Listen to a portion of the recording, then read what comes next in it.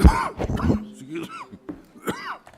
This is City Council work session to order. Roll call, please.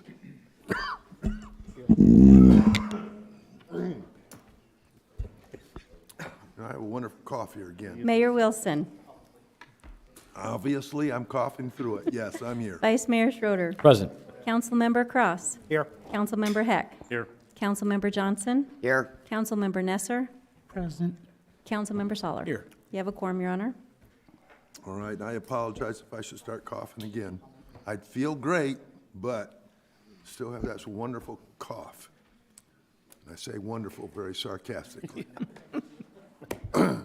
Presentation and discussion, the case P22-126PZ, proposal for rezoning.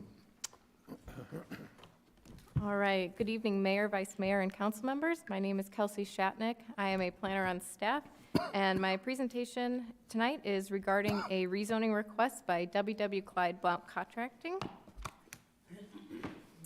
The property is located at the southeast corner of Vista and 12th Avenue. The current zoning on the property is general commercial B1 and business park by plan development B4PD. And the request is to rezone to B4PD to construct a new office building and allow the outdoor storage of materials and equipment. So here's the zoning map for the site. Again, this north portion is zoned B4PD, and the remainder of the property is zoned B1. To the north and to the east, you can see that those properties are zoned residential. To the west, you have commercial properties, and to the south, you have Old West Highway as well as industrial zone property. I just wanted to give a little bit of background information on this property. The current location of their office at 1353 South Vista Road was purchased and developed by Blount around 2015. The northeast corner was previously a non-conforming auto wrecking yard, and that property was rezoned in 2019 for a commercial condominium project that was never developed. And the three southern parcels have been historically vacant. In 2020, WW Clyde and Blount Contracting merged, and that was when they started discussions on expanding their site. So here's the proposed site plan for the property. I know that it's kind of tiny and it's little to see, so I'm going to walk you through it and kind of point out the most notable areas. So highlighted first is the existing office building. Their new office building is being proposed just north of that. This building will contain both office space as well as warehousing for the on-site maintenance of equipment and vehicles. To the north of that, you have the primary area of outdoor storage and this of materials, and this area will be screened by an 8-foot-high wall. Next, we have parking for large on-site vehicles and equipment on the eastern portion of the site. This will be kind of where the large vehicles will stage. To the south of that, you have the proposed fuel tank. And finally, you have a new driveway off of Old West Highway as well as a deceleration lane as requested by the city engineer. So here are the proposed elevations for the property. This is kind of looking south from the corner of 12th and Vista. As you can see, there are multiple colors and material types that were used to complement the existing building. Here's the proposed landscape plans for the property. The most important thing to note here is that they are providing a 20-foot buffer along 12th Avenue and then a 15-foot landscape buffer along Wickiup Road. This is larger than the typically the required 10-foot buffer because these are adjacent to residential properties. This is the continuation of the proposed landscape plans. This is along Old West Highway. This is just to highlight that they will provide landscaping around all four sides of the property as well as around the newly proposed driveway. In terms of public input, a sign was posted at the site. Notices were sent out to property owners within 500 feet, and the case was advertised in the newspaper. The applicant held a formal neighborhood meeting on February 1st, 2023, and staff was contacted by one individual regarding the rezoning request. So staff has worked closely with the applicant to revise the originally proposed plan in order to help mitigate some resident concerns. I'm not going to go over the full set of conditions of approval. Those were provided as an attachment to the Planning and Zoning Commission staff report, but I did want to highlight a few of the more notable changes that were made. So the first is to construct an 8-foot-high wall to screen outdoor storage. This will run the entire perimeter of the site. So again, it kind of starts here to screen the outdoor storage and then continues along the site. The second is to relocate the location of the proposed fuel station further away from residential homes. So this is the location of the proposed fuel station now. Previously, it was on the eastern side of this newly proposed driveway, and we heard concerns regarding potential noise or light trespass, so staff recommended that they relocate it as far away from residential properties as possible. And as you can see, they have complied and moved it to that western side. The relocation of lighting away from residential homes. So originally, they were proposing lighting along this eastern property line, and staff suggested that they relocate that lighting to a more central location so as to eliminate any possible light trespass that those lights might cause to residential properties. And just to note, all lighting on site will be dark sky compliant. That large vehicles will use Old West Highway as the primary ingress-egress point. So the primary area that large vehicles and equipment will enter the site is this new driveway, which will help to hopefully decrease large trucks and vehicles traveling along 12th Avenue onto the site.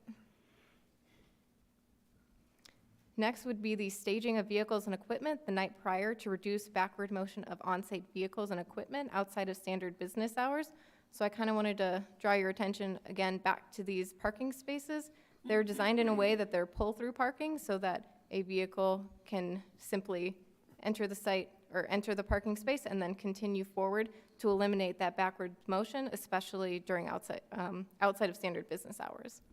And finally, just wanted to note, during our review, staff noticed that there was a billboard on site, and the applicant has agreed to remove that as part of the rezoning request. So staff is recommending approval of P-22-126-PZ, subject to all of the conditions of approval found within the staff report. This item was heard at a public hearing with the Planning and Zoning Commission on May 9th, 2023, and the commission recommended approval of the request in a 5-2 vote. This item will be heard at a public hearing on June 20th, 2023. That concludes my presentation for this evening, and I'd be happy to answer any questions. You got any questions? Mr. Mayor? Yes. Yeah. So Kelly, the fuel tanks, are they going to be above ground or below ground? So the applicant is still working out the design of that, but they believe that it will be above ground. Okay. Does that create problems? I don't know if it's more, it seems like underground is better. I don't know if they're, I guess I'll make sure they meet the requirements for above ground. Yes, Okay. we would make sure of that. And then I can also confirm with them at the public hearing to see if they've made any progress with their design. Okay. By the way, I apologize. I called you Kelly, not Kelsey. So- Did that once before, too. I apologize. Any signage? Are they going to be putting any signage? They will. So let's see. Let me go back. Right. I saw that. Is that? Yeah, so that could this be- will be a monument sign on that corner. And then there's going to be some signage on the new building as well. That's going to be at the southeast corner? So it's at the corner of 12th and Vistas. Oh, no, okay, up north, okay, all right.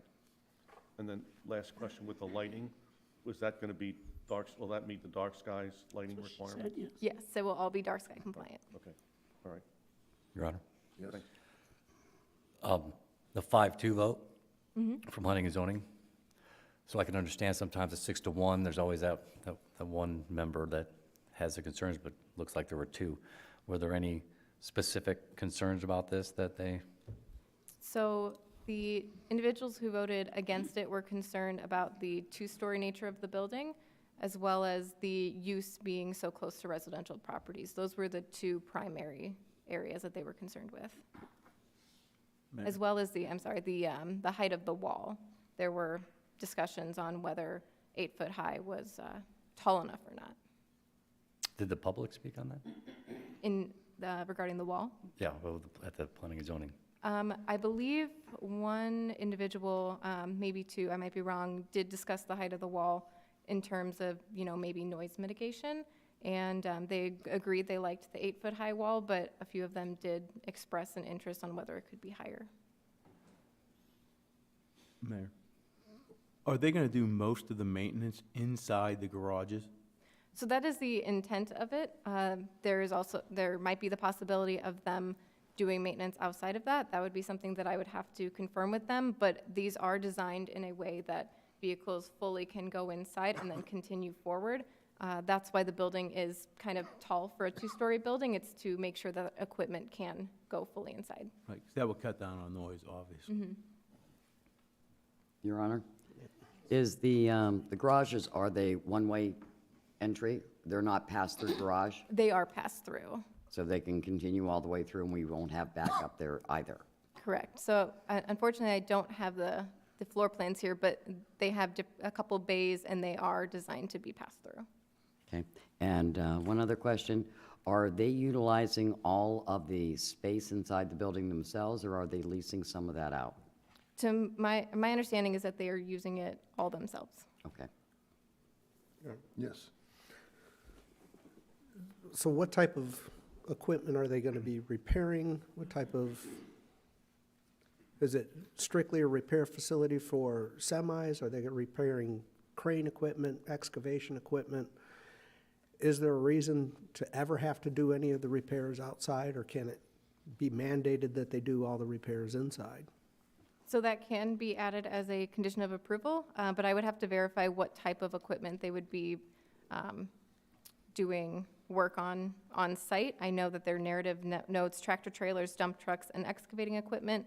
I don't believe semis are a part of that. Semis, I believe, are only used to potentially transport large equipment.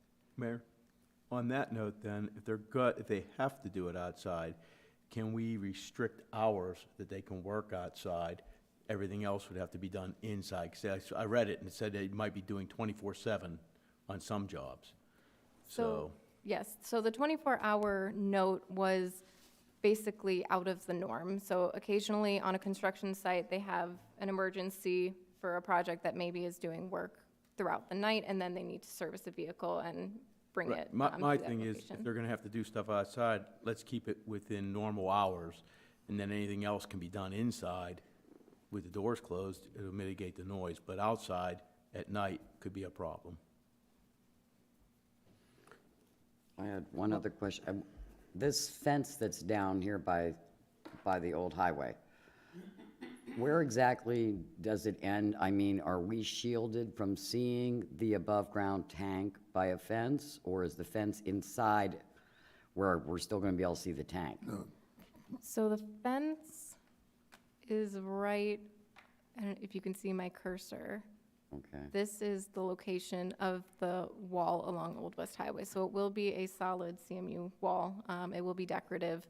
But until they know the exact design of the fuel tanks, I'm not sure how high Yes, those tanks because are I have going to seen be. fuel tanks that are higher than 8, and it all depends on how they're installed vertically, horizontally, as to how high they are. If you all want to have an opportunity to see one, Your Honor, we have one at our public works yard, an above-ground tank And ourselves. how high is it? No measuring tape? 10 feet, 8 feet? Yeah. But we didn't require ourselves a wall. You did require. Did We not, did not. We don't have one. yes. I'm just saying, it's a main thoroughfare, and, you know, as we're building up the city, and we're trying to get Right. people to see the beauty of the city, as opposed to the look of a fuel tank. Yes. Your Honor, the elevation view shows a semi-truck delivering onto the property. That's not the view this view here is actually looking southeast. Correct, yes, southeast. So we have vehicles coming in off the side streets and not off of Old West Highway? So Because you mentioned the other way around. correct. So the primary point of access for large vehicles will be along Old West Highway. There might be a circumstance where a vehicle might have to enter off of 12th, but the intent of having the new driveway is to avoid large vehicles from being along 12th Avenue. Can that be mandated that they use Old West Highways exclusively instead of using heavy equipment, heavy vehicles on our side streets that may not necessarily hold up to that extra weight and extra traffic? I believe we can put that as a condition of approval. I do have a condition that does state that that will be the primary access. But I can look at modifying that. That would, I think, would be in the city's best interest to not have that heavy equipment on our side streets. I don't think a lot of our side streets are designed for that, those kinds of weights, especially if we're talking, you know, some of the big industrial equipment that may be utilizing that yard. If I may, Yes. Mr. Mayor, Council, there's also weight restrictions for residential roads.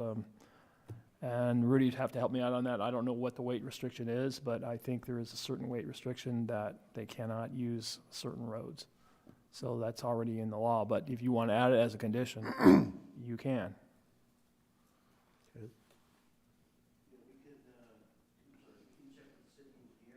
Rudy, gotta come up.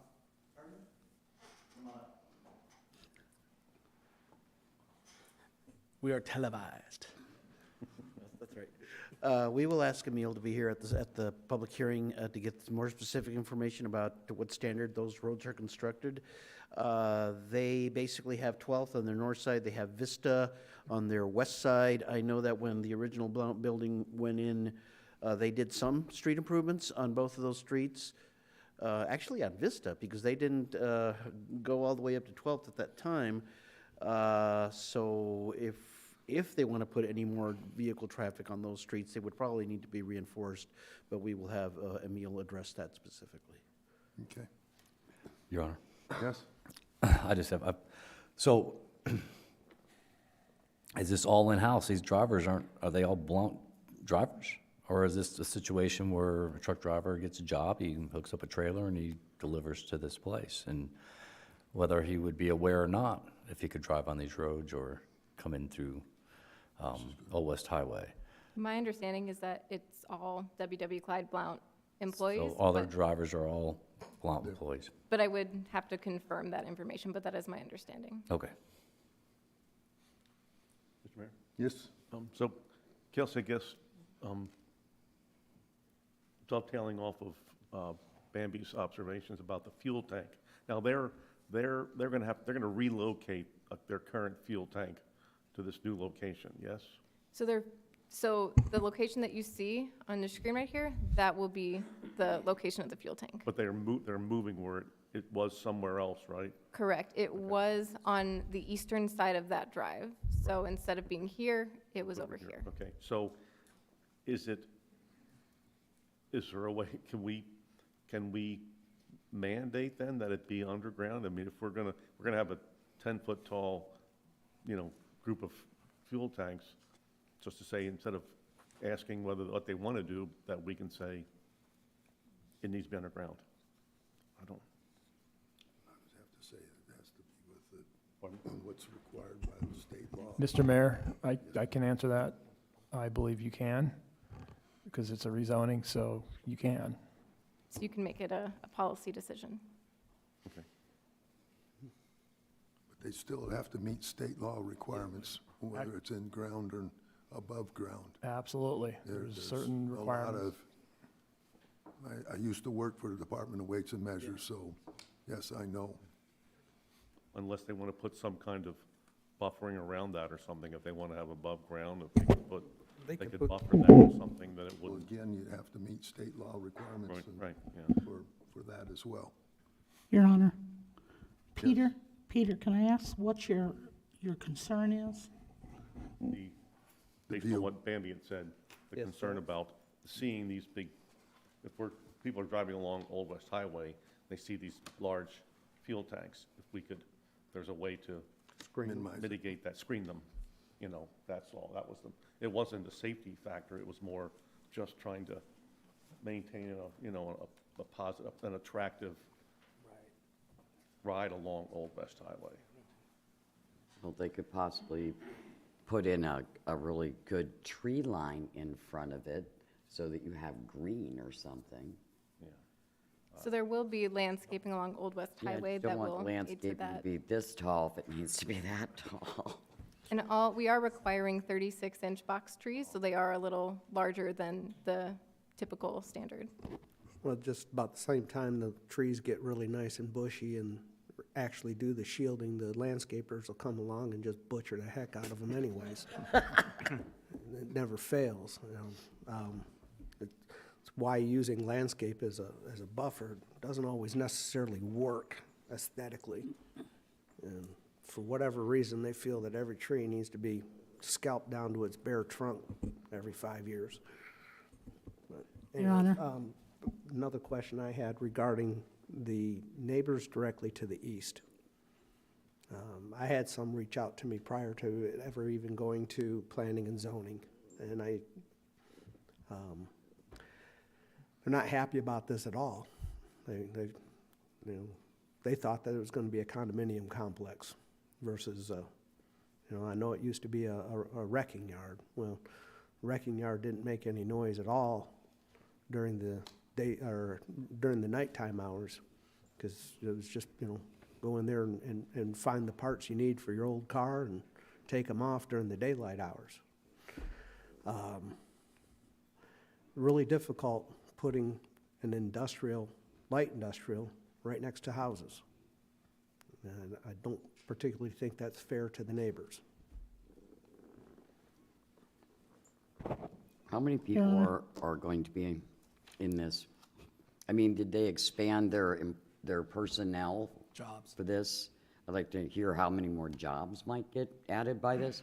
So they're expecting between 25 and 50 employees, so that number includes a couple existing, but then they will continue to grow. So they could work here and live in one of those brand-new developments, too. Okay.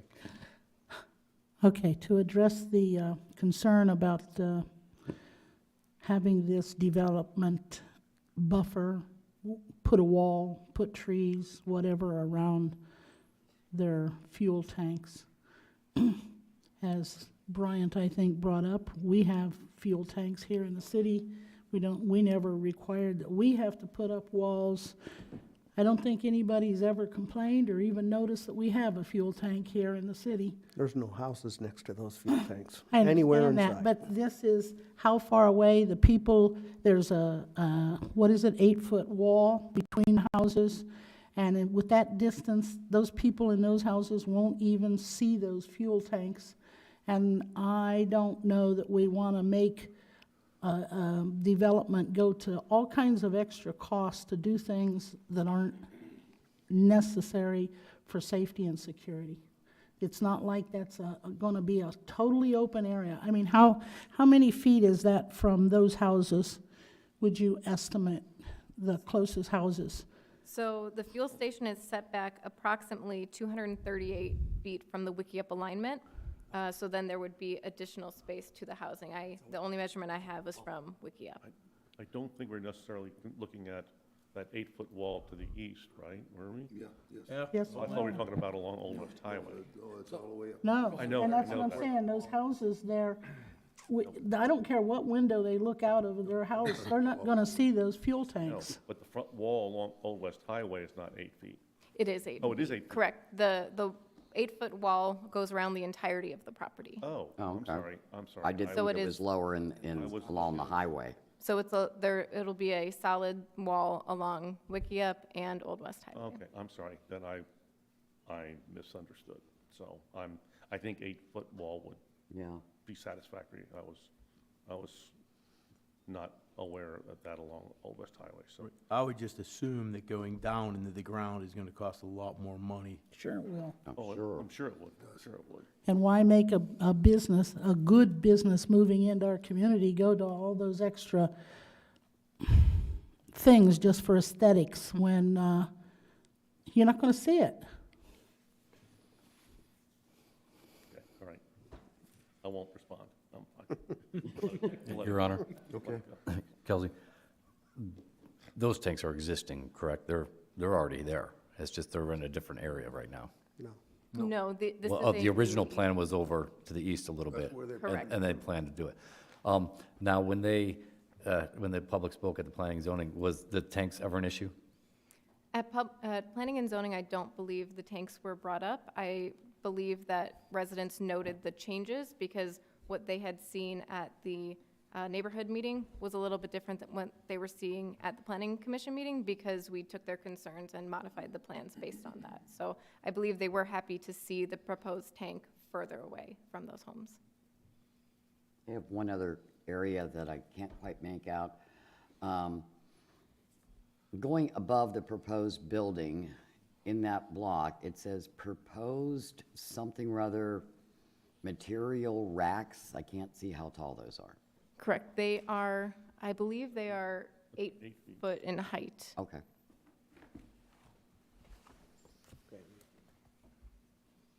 Your picture's better than hers. Well, you can blow it up I on know. yours. I'm watching hers. What a stupid program. Okay, is that it? Your Honor, Yes. could we have Kelsey just remind us the process, what's next, and So this will be heard June 20th at public hearing. So the applicant will be present at that time as well. Okay. Any other questions? Yes. Yes. They're improving WikiUp.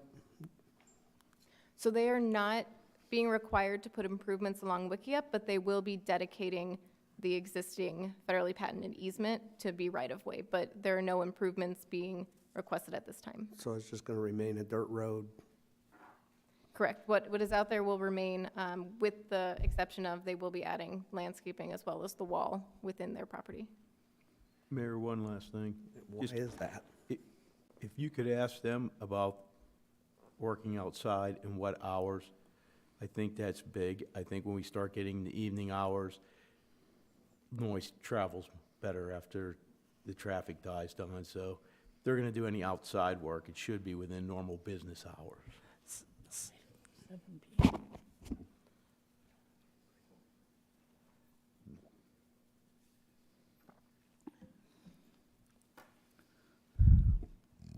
So we will definitely discuss that with them, and their intent is to, only work within those business hours. But the applicant really has been great to work with, so, we will discuss these changes with them and Your be Honor. ready for public hearing. Kelsey, could we also and Sydney work on this discussion of finding out from Emil and get a response back to me and Matt, so that we can let them know about WikiUp? What are the engineering standards, what were the requirements, and why for on the east side? Okay, Councilmember. Thank you. Okay, any further questions? Thank you. Okay. Got to change screens here. Presentation discussion of economic development agreement with the Greater Phoenix Economic Council, GPEC.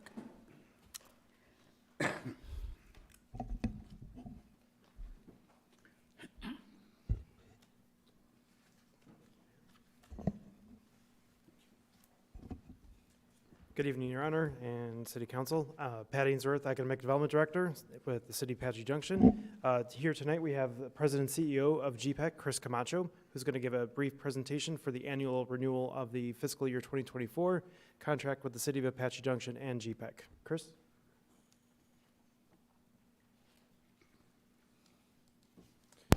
All right, good evening, Mayor and Council. It's great to be here with you. It's been an enjoyable 15 years working with this community and working closely with the city management as well as economic development leadership. I've been at the helm of GPEC since 2014 and have seen the community and the market change pretty substantially over that time horizon. And as Councilman Heck can attest, the work we do at GPEC is primarily focused on regional economic development. So that's working with the 22 cities in Maricopa County, and we do some work with Pinal County as well, with the interest of driving high-wage jobs to the region. It's a very competitive landscape out there, very competitive world as we try to bring new business to the Metro Phoenix market. And today I'm here just to go through a very, very brief presentation, and then I'd be happy to answer any questions that you might have. But I can tell you, as someone that's been on the ground for 20 years trying to recruit industry to Arizona, we're in a very fortuitous spot in that there's a lot of GDP growth, a lot of population growth. Certainly incomes continue to steadily improve. And at the same time, we're at a very interesting impasse on infrastructure, on the state's water position, which I can talk about if you'd like, the power grid and ensuring that there's a resilient power grid going forward, and making sure that the air quality standards for our community in terms of public health are held continuously in high regard. All of that while we try to build and invest in our community so that we maintain a really high-quality place to live. So I'm going to touch on a few items here tonight.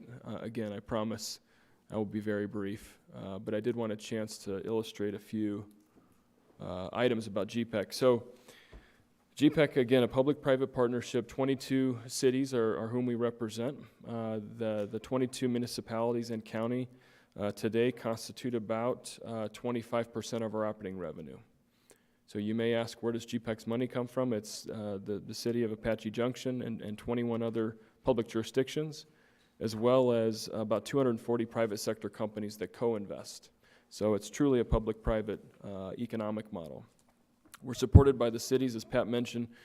He serves on the Economic Development Directors team, which is a monthly meeting where we bring together all of the cities and talk about how we compete as a market, how we compete as a region, much like Metro Dallas, Metro Austin, Metro San Antonio as examples. Those are competitors of the Metro Phoenix region. You can see here on the screen, and again, brevity is probably not my friend, but I will do my best to cover a lot of what we do. On the left-hand side is our metrics. These are adopted by our board every year, of which Councilmember Heck serves on. So there's a direct oversight in terms of the companies we're recruiting and all types of industries, from logistics to distribution to manufacturing to headquarters. Those kind of industries are what we're trying to bring to the valley. As you can see on the left side, these are the measurements that we've fortunately been able to secure over the last 2 years. And you can see the total payroll, the net new jobs, the high wage jobs associated with those projects, and just under 200 net new deals in the pipeline year to date. And different from our ACA counterparts, or Arizona Commerce Authority counterparts, they represent the state, the entire state, and they also are funded by the legislature. So we have a very different composition in that we're regional. We work with our communities and on behalf of our communities. These are a couple of the projects of late, and I think this is important for all cities. I was with the leadership in Queen Creek recently, and we were talking about the number of years they participated in GPEC, and we're asking me the question for the last decade, when is the next project going to come to our community? And many communities ask me that, and I say, well, we don't decide where these projects go, and I'm giving you 9 of the about 50 projects we'll do this year. These companies down select locations based upon site infrastructure, site readiness, the zoning in place, whether there's an existing building or the land is really ready for a vertical building. So what I encourage each of our cities to do, in the Queen Creek, the town of Queen Creek example, they went the last 10 years without a GPEC. They competed for projects but did not land a project until recently, the LG Energy location, which is, as you can see here on the bottom right, one of the largest projects in the country, a $5 billion project, will drive significant new revenues to the community. The reason I mention that is this community in particular has thousands of acres under state land control. In working with the leadership at State Land, in Patrick and the team here, our goal is to continue to bring sites to site readiness to ensure that as companies are evaluating the region, they have options. So today, many of your residents, not only work in your main street corridors, but they're also out commuting to other locations, into Mesa and the Southeast Valley for employment. So there's a net economic benefit when we operate as a region, because when these companies, and again, just quick examples, any one of these companies comes to GPEC or we go find them, they don't say, I want to go to Apache Junction, I want to go to Phoenix, I want to go to Mesa, tell us the differences. They say, we want to come to Metro Phoenix. Help us find the pathway that enables us to create these jobs in this region versus these other major metros across the market. So these are just a sampling of some of the high-wage jobs that we've been fortunate to attract just in the last quarter in the East Valley. Sorry, in the last year in the East Valley. So the AJ, return on investment, so we have a third party called Applied Economics that goes through this model, and they look at the trade area data, meaning how many residents live in each jurisdiction, where do they, pinpointing where the projects land, whether it's Queen Creek, Mesa, Scottsdale, Phoenix, et cetera, could be West Side as well. And they look at the flow, the MAGS data flow of where the consumer and morning driver patterns are. And they're able to back into a model. Again, this is not our model. This is a third party that assesses when new projects come to market, they create new direct tax revenue. These residents go and spend money in and around these new locations where they're now newly employed, and then ultimately take some of those dollars back to the home in which they live. So on average, there's a 14-to-1 direct return for every dollar that's invested. And you can see the ask for consideration tonight from GPEC is $24,486. There's an equitable approach for our organization where each community, based upon size, contributes a per capita investment into the organization. So there's a flat rate that each community pays into the organization, and then we leverage that almost 2-to-1 with private sector money. So that's probably the big aha moment for many new and existing councilmen and women is, unlike other metros across the U.S. that have all public money, we're able to leverage significant public money with 2-to-1 match of private money, and these are major corporations that want to see economic development in our region. So very quickly, we drive a 3-year strategic plan. This last year, GPEC was recognized, along with our partners, our mayors, our county managers, as well as our city leadership, on the recognition of being the top-rated economic development shop in the country. And some of that's based upon our very ambitious strategic plan for the region, as you can see here, anchored largely in next-generation infrastructure. This is the most key time frame. I feel like when I started doing economic development, it was all about taxes and incentives and cost. Those things still matter, but even more so today, and maybe there was one major trend in between that, about 10 years ago to 5 years ago, is all about talent development, and that still matters, the improved labor force. Today is about quality infrastructure and the investments in the next generation of infrastructure. So my world is working on all of those things all of the time and making sure that our market's competitive, working with the previous governor, Governor Ducey, and now the new governor, Governor Hobbs, working with her on all kinds of items to ensure that we have a competitive operating environment. One of the things that's important, too, that we reference in our strategic plan is when a project comes into one particular locale, so say a company comes into Phoenix, goes into Mesa, goes into Buckeye, goes into Apache Junction, there's net shared revenue dollars that get shared across the state.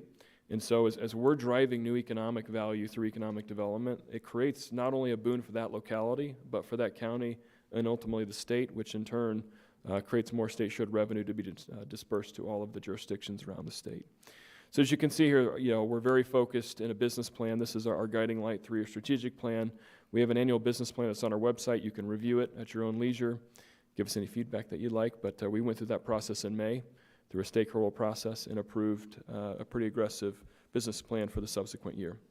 So my final few slides, and then we'll open it up for any kind of questions that you have. The quick update, so as you can see on the bottom left, through April 30th, we are about 98% of goal in terms of what the board has established for us. So my expectation is through June 30th, we'll achieve our full 100% of goal on new prospect generation. So that means, by definition, our team going outside the market, trying to create new business opportunities in manufacturing, logistics, headquarters, data centers, et cetera. A couple of these large-scale projects are evaluating this community as we speak. And I think one thing that's very important for you as the leaders of the community, when projects do come to the valley, they generally come in through GPEC and or through the State Commerce Authority. We work together. We provide these opportunities to your economic development team. Your economic development team then affords us all of the information locally. So whether it's the land site, it's the labor environment or labor force information, and then we assemble that and prepare it for the client that's requesting the information. So that's how we keep it very equitable. Every community has the chance to compete. As you can see, we've had 30 deals in the first roughly 9 months of the year, induced just under $30 billion of investment and 7,200 Phase 1 jobs with an average wage of $84,000. This is our current pipeline, 225 active deals that our team is working on. We're a staff of 35, and so we're managing those 225 active deals. So with that, you can see that the pipeline's very chalk healthy. I think just to give you a little color on how I view Apache Junction for the future is, you've done a very good job managing your water situation and continuing to invest in your plants' water and wastewater. The next big curve is going to be to unlock tremendous levels of state land that will give you the ability on the general plan, and then working through the zoning process with the local jurisdiction to ensure that you have large-scale mega sites ready for industrial development. And that's the next big leap. Much like all these other suburban communities have gone through, that's the next step. So, I went through this with Mesa, City of Mesa. I sat on the Elliott and Ellsworth corridor back in 2000, probably 9 or 10, with Drew Brown and DMB, and we talked about the Desert Proving Grounds just west of here. and how that should become the region's next technology corridor, because Price Road Corridor and the ASU Technology Park were hitting close to absorption. So I view this community over the next decade to be one of those growth communities that's going to have success, but you have to plan for the infrastructure and plan for the zoning. And so that's what my team and I do with Patrick and the team here. We work to get ahead of trends that are 5 and 10 years ahead. And just seeing, the 85,000 people that move to the metro market every year, we have to continue to plan for this kind of growth and make sure we have suitable sites that are turnkey ready. Because if we don't, there's other markets that these companies will go to. Because most of these companies want a pro-business operating environment. They want to get close to California. None of them want to be in California. So, we want to do our best to make sure we're ready. We don't want them in Texas. We just want them in Arizona. So with that, let me open it up for any thoughts or comments. And thanks for the opportunity to come see you all tonight. Peter? Yeah, I would like, Hi, Chris. Thank you. It has been an honor to be able to serve on the GPEC board, and I've learned a tremendous amount. I have a lot to learn still, but it's been great. But I thought maybe you mentioned in the beginning, you might make a comment about the water conservation matter. Just maybe, I think that might be helpful. Yeah, Councilman and Mayor and Council, I can tell you that the last 72 hours I've taken more calls on water with the recent Phoenix AMA report release.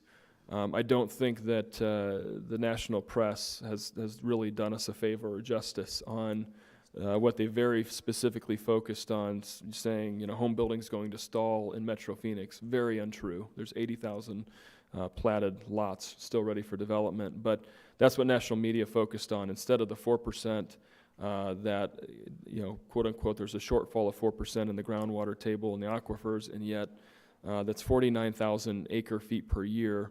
In the big picture, if we can't solve 4% in the next 100 years, we have many more problems. So, I spent time, I have 2 more calls tomorrow with the Wall Street Journal, another media outlet. I didn't talk about this, but a lot of time I'm the voice for the Metro Phoenix region on everything from air quality to water positioning, again, the energy grid.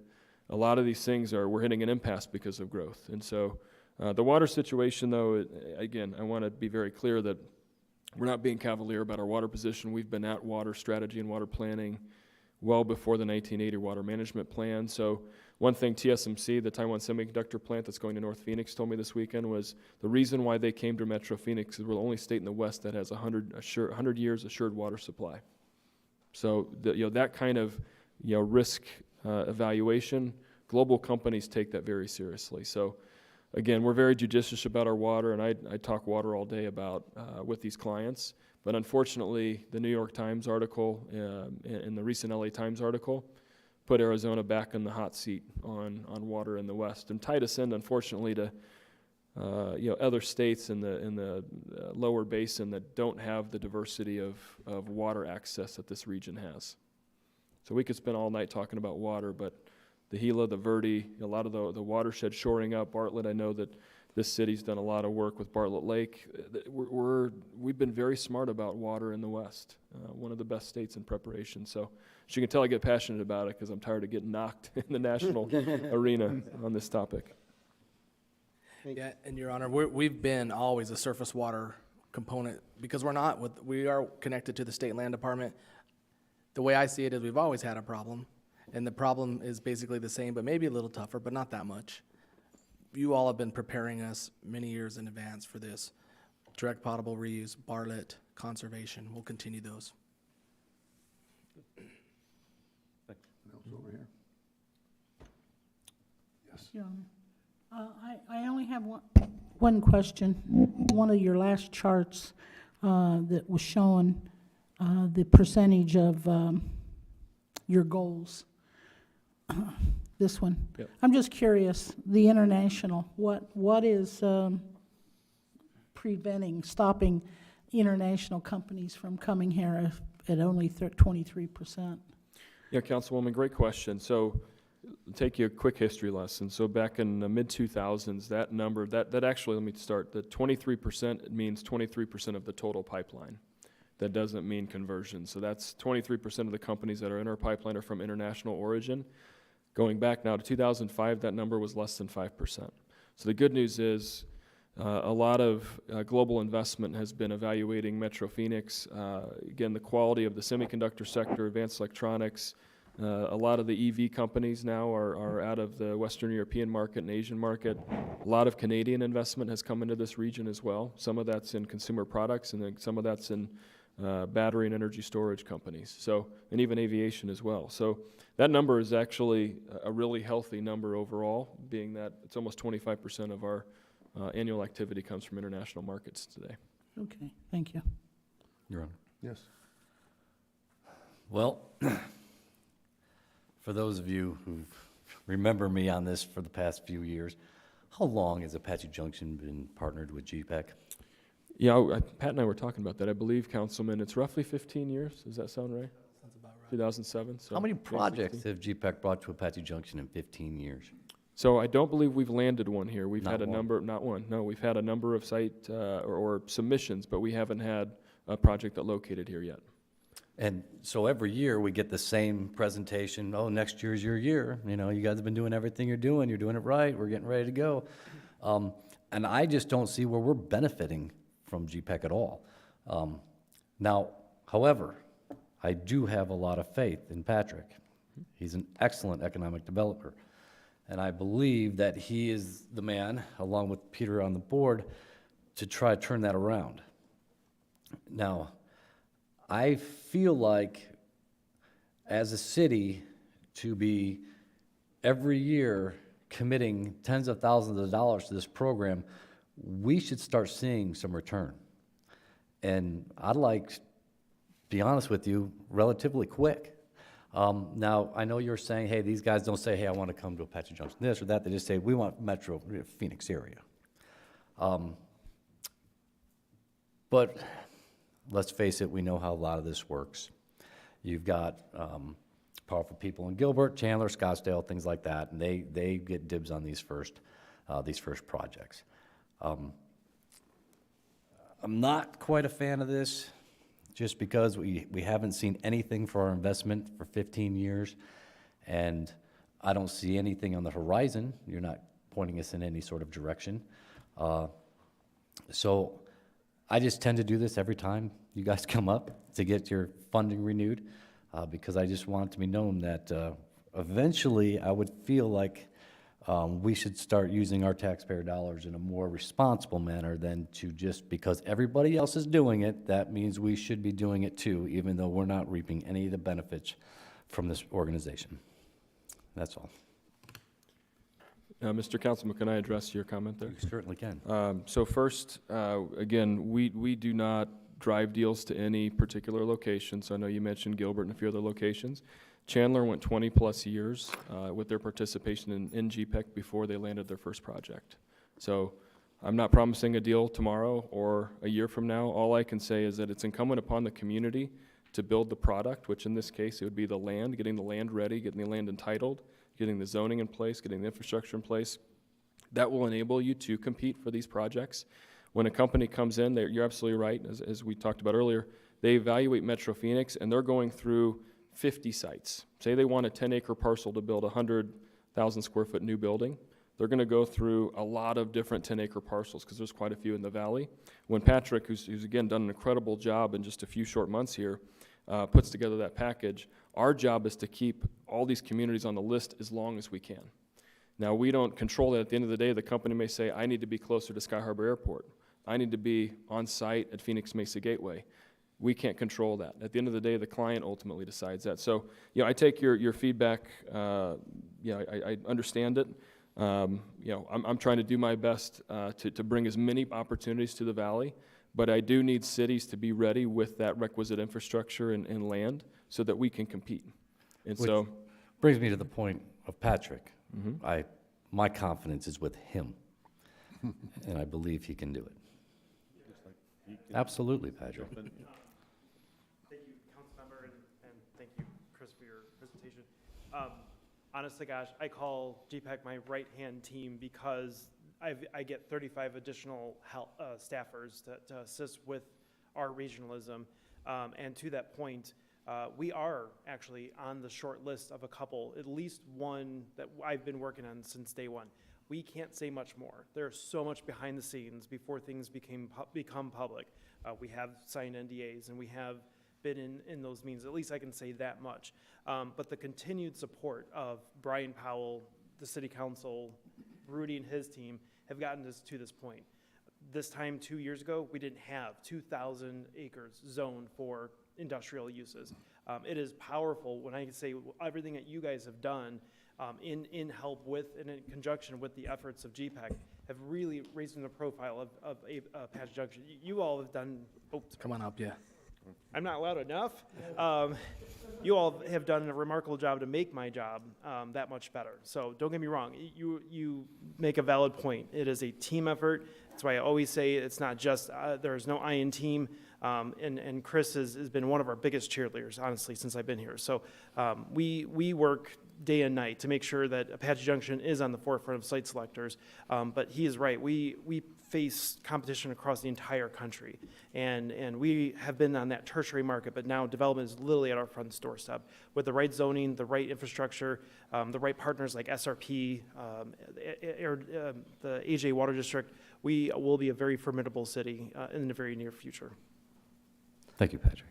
Patrick, can you name the areas that we're looking at? So for the south side of the 24, and what you're specifically getting at is when we annexed the 8 square miles. Right. Y'all put employment zoning in place with the state land department so that it can nurture that relationship. So if something comes in that area, the north side's already zoned. Yeah, and to that point, when we the get a point. site that Chris gets and his team get, there are 100 acres, 300 acres, 500 acres. We don't have zoned land that big unless it's the state-owned land. So, and actually, that's a good thing, because when Chris, it comes across his desk, they work in conjunction with the ACA, which makes it a higher priority project versus someone who's not working with GPEC. They would have to go through a long process, and that length of time might scare them. When they work with Chris, as we are a member, they can expedite that process at the state level. So it really is a powerful membership, probably some of the best dollars we can spend, honest to gosh. And I hear you loud and clear. There are other communities that have been members for quite some time, but they are reaping those benefits. And we will directly benefit from the new employment from LG as well. I'm going to throw in the aspect is that what we've done as far as the rezoning for that entire area, and of course, I'm going to be going off to, you and I both are going to be going off to Michigan to look at some of their facilities that they have there. And one of the things I'm going to pay attention to is some of the support industries that are in and around the area as well.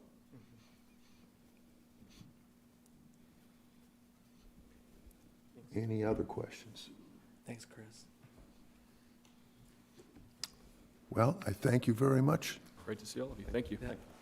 And I am going to adjourn our meeting tonight.